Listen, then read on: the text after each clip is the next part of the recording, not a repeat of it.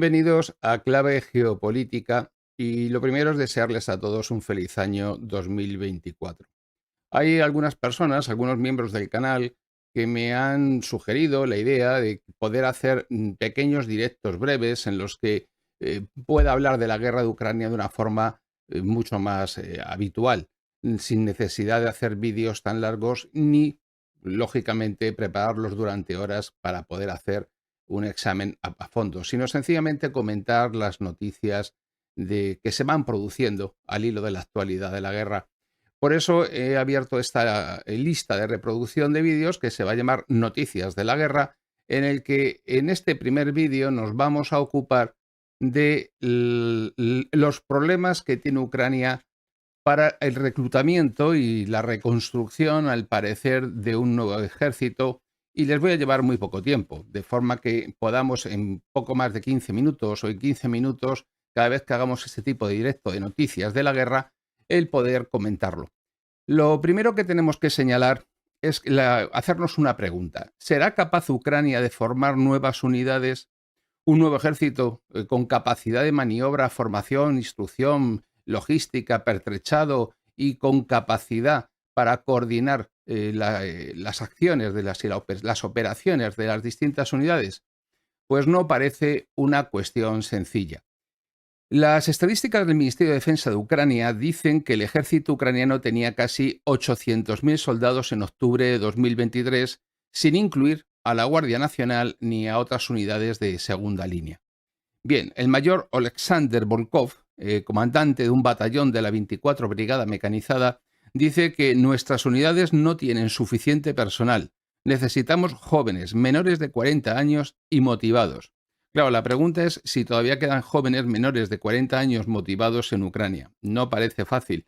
Y además, no siempre hay una cierta tendencia a olvidar que Ucrania ha sido durante mucho tiempo el país más corrupto de Europa y que eso ha supuesto que en agosto del pasado año el presidente Zelensky destituyese a los jefes regionales de reclutamiento de Ucrania tras las acusaciones generalizadas, no era un hecho puntual en un lugar concreto o en una oficina de reclutamiento, contra los oficiales del sistema porque, por lo visto, los sobornos eran algo generalizado e incluso la intimidación, como hemos visto en los vídeos que los medios de comunicación del mainstream no muestran al público.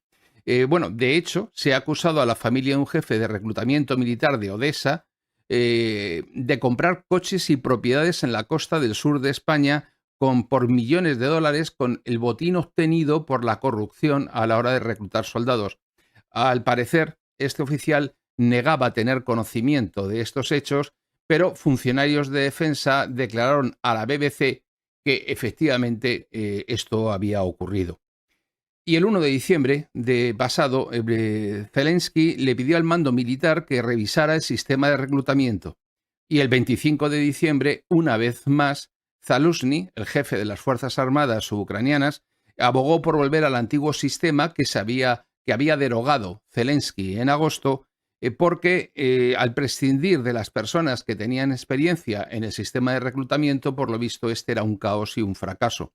En una entrevista con la publicación ucraniana RBK, Zaluzhny declaró que no era necesario intensificar la movilización. Claro, esto entra en contradicción con lo que le había dicho o con lo que declaró a principios de mes Zelensky, con lo cual nos encontramos que es la segunda ocasión que en menos de 2 meses el mando político y el mando militar ucraniano entran en contradicción en medio de la prensa, airean sus diferencias y se produce un nuevo choque.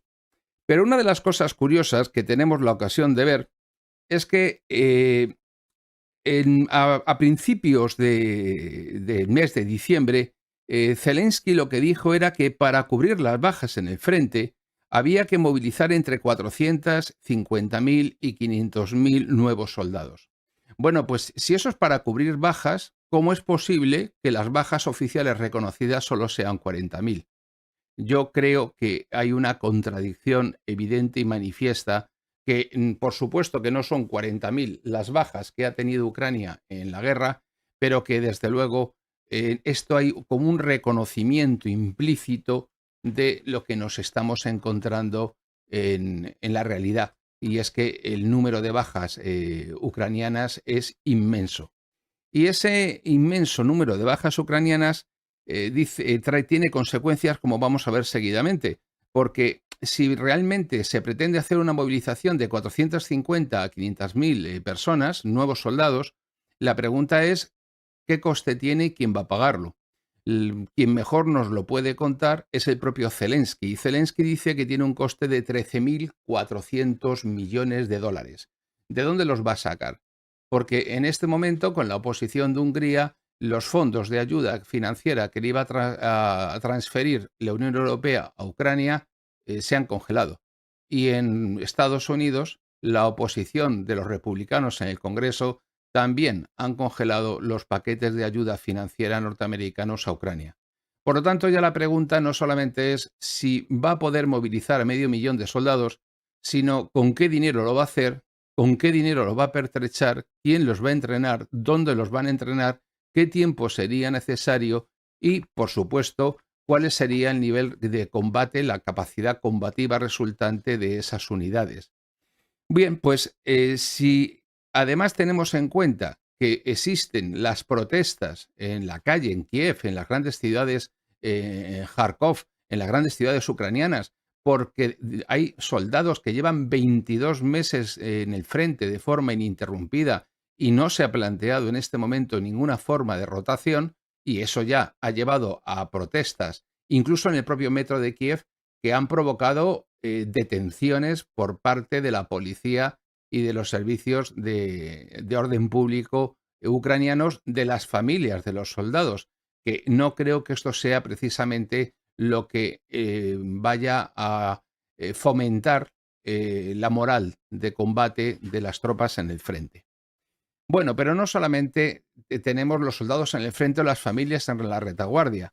Es que reconocido por la prensa occidental, en este caso la BBC, ese recorte de prensa es de la BBC londinense, casi 20.000 hombres han huido de Ucrania desde el comienzo de la guerra para evitar ser reclutados, a los que tendríamos que añadir los que estaban ya en el extranjero y no tienen ninguna intención de volver.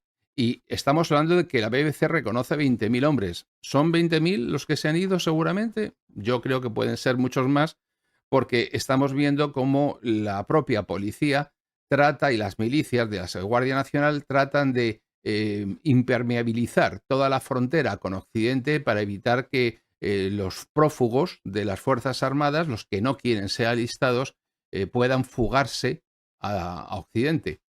Con lo cual, parece que la moral de los futuros soldados no está precisamente alta ni están muy motivados para alistarse y acudir al frente. Con lo cual, si los 500.000 soldados que dice Zelensky tienen que estar motivados, no parece que la gente esté en sintonía con lo que Zelensky pretende. Pero es que además prueba de ello es que el día 5 de diciembre el Servicio de Seguridad de Ucrania, el SBU, desmanteló 3 ramas de 3 redes de evasión del reclutamiento militar, en el que las personas que trataban de tomar contacto con estas redes pagaban entre 5.000 y 12.000 dólares para poder cruzar la frontera y eludir el servicio militar. A cambio de dinero, por lo visto, los oficiales de reclutamiento permitían a los potenciales reclutas irse a la Unión Europea con documentos falsos. Con lo cual, esto es lo que dice el SBU en su nota de prensa. Con lo cual, no parece que la situación vaya a resultar en una fuerza de combate en primavera de 500.000 de hombres motivados y entrenados para hacer frente a los combates que puedan producirse en verano. Y el ministro de Defensa de Ucrania, Rustem Umerov, informó de que iban a enviar una citación de reclutamiento, una invitación, dicen ellos, para que todos los ucranianos que viven en el extranjero puedan alistarse y presentarse en las oficinas de reclutamiento ucraniano. Lo que ocurre es que dijeron, bueno, ¿y qué pasa si no lo hacen?